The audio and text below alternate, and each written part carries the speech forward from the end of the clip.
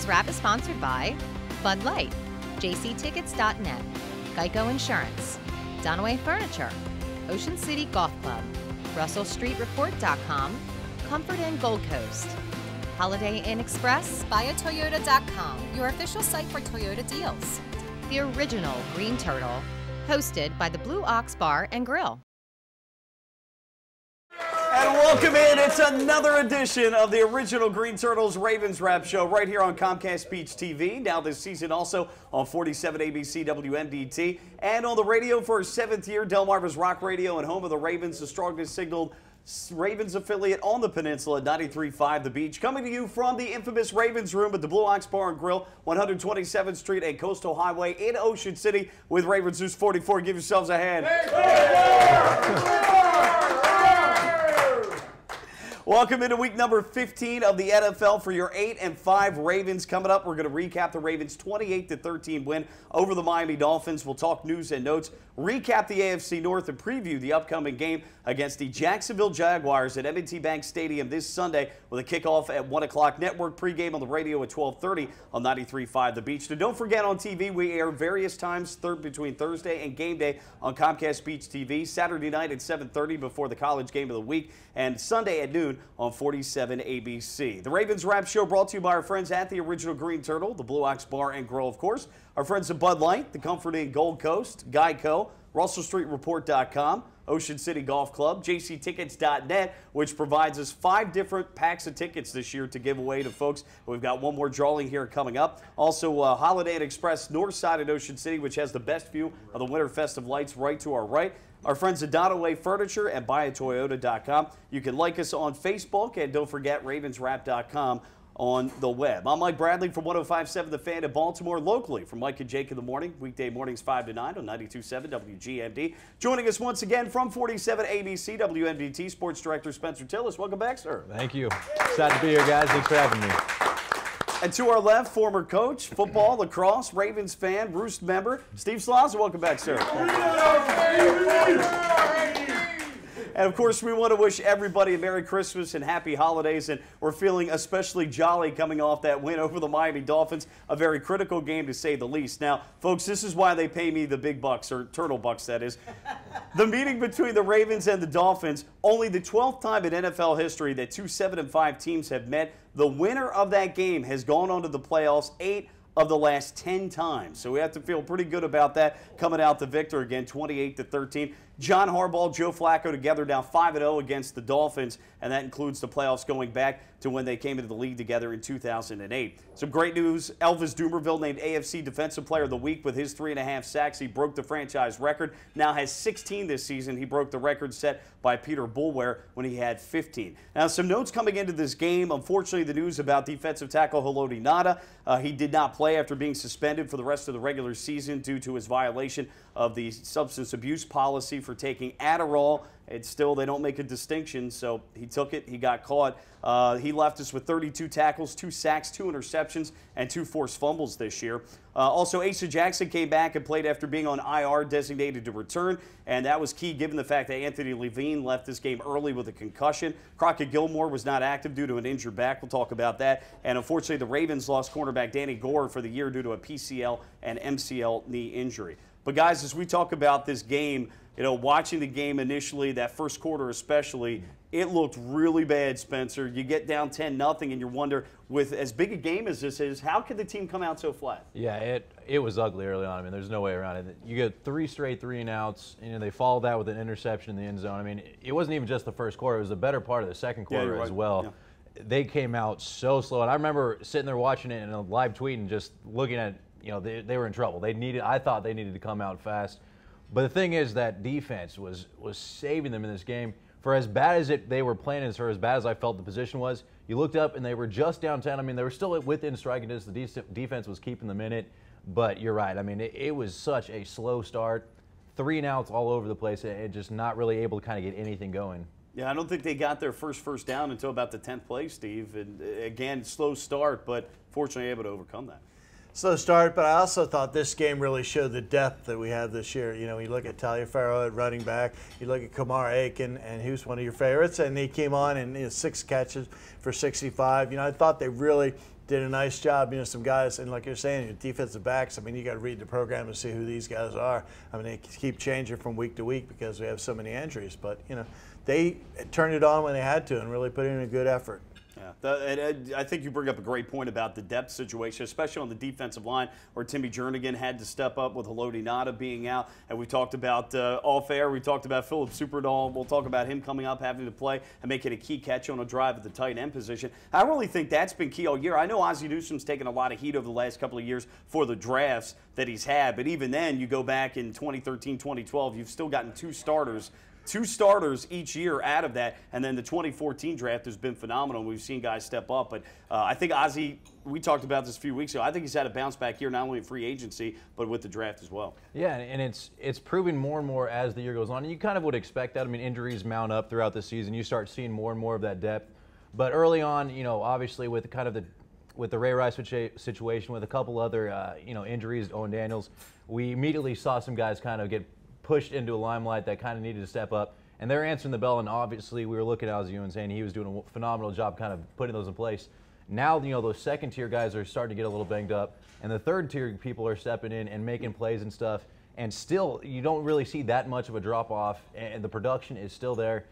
The roster, top to bottom, I mean, you've got to be very happy with the production you're getting from a lot of these backups right now. And Steve, I know as fans, we don't like to give a lot of credit to the opposition, but credit Miami coming in. They were 7-5. It was a home game. That game was just as critical to them as it was to us. So, yeah, they did get off to a good start, but we were able to weather the storm on the road and eventually turn the tide late in the first half, as Spencer talked about. They had a great job, and they did a nice job scouting us. I mean, early they knew what we were doing, and they stopped it. And, give the Ravens credit, because this is something that over time Kubiak has been, called for not being able to adjust, but he was able to adjust, and they were able to adjust at halftime. But what we thought would happen, as the year progressed, we thought, hey, if you get by Pittsburgh and Cincinnati, they should be picking up the offense in last quarter, last third of the year, and they should be able to get it going. And now, you have guys like Aiken and Marlon Brown, and those guys are really starting to pick the offense up. You look at Forsett. I mean, he's hurt. He's limping along with one leg, and he still gets 71 yards. I mean, these guys are really right now starting to come, and the offensive line is playing so well that they did a great job. And early on, I know I was watching the tape last night and listening to what the CBS commentators had to say. And initially, Miami's defensive line did a good job. We run that zone stretch, so we're getting on a slant angle, and their game plan was to get vertical so they could cut off those seams. And initially, they did a really good job of that, even though they were 21st rank, I believe, run defense coming in. But eventually, we adjusted and got it going. And we'll talk about this coming up. But those fourth quarter runs were huge, and the Ravens have had a few of those this year. It was sort of funny for the cold weather team to wear down the warm weather team at home. I really thought in the second half, especially when you look at what Pierce and Taliaferro did on the last couple of drives, they were just really hurting them on those runs. I also felt they kind of were hurting themselves early on. They had a couple penalties that kind of put them behind the sticks early on, and that really was what kind of feeding into those 3 and outs. It's tough to go to a 1st and 20 and try and pick that up, especially when they don't have that downfield, threat that they've had maybe in the past this year.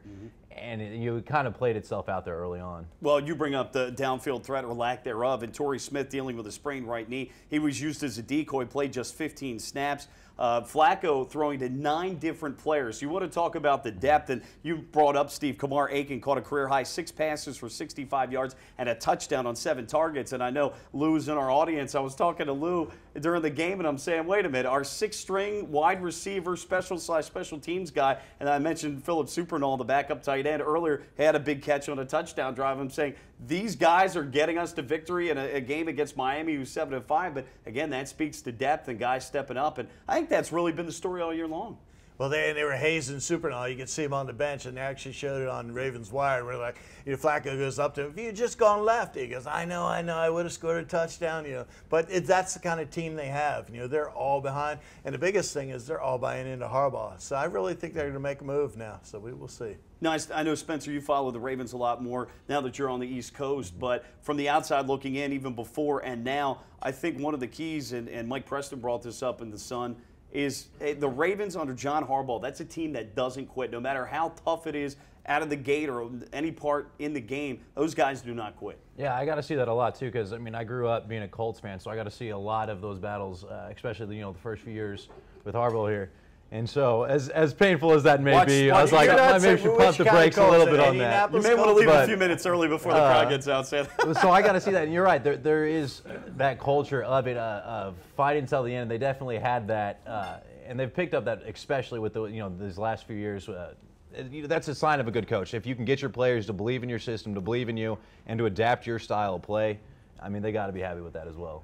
Well, his call, I mean, that 4th and 1 on your own 35-yard line, I'm sitting there going, oh, my God. Yeah, me too. But you heard in the interview afterwards, they go, it's make or break. Every single player bought into why he was doing it. And he realized, if I put my defense back on the field, this is not going to be good. Yeah. But his offense, he showed them, I believe in you, by going for it on his own 35 on the 4th and 1, when they really, up until that point, hadn't been doing a whole lot. I was going to say, the players normally respond to that, too, especially when, as a coach, you show that you believe that they're going to be able to get this done. I mean, the players clearly recognize this is a huge play. This is a huge moment in the game.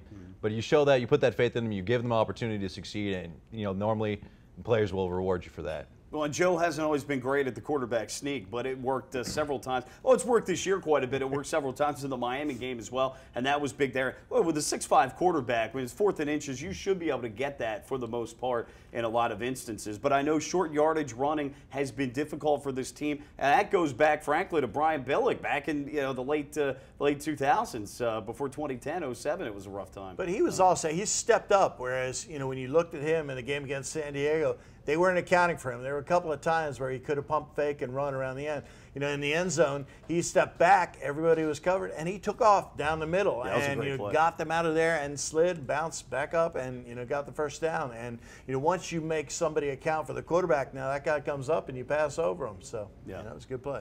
No question about that. And with the game against Miami, as we talked about, such a critical point for the Ravens in the season to have to win that game after coming off the loss to San Diego. But John Harbaugh, he's the kind of coach that they love being the underdog. They love being up against their in a corner, having pressure, having the media come down. They dealt with the Ray Rice situation that short week against the Steelers, won that game handily. So they've proven that in those situations actually is when they shine the best. A lot more to come. It is the Ravens Wrap Show. Comcast Beach TV, 47 ABC and 93.5 The Beach. Keep it here. We're back next.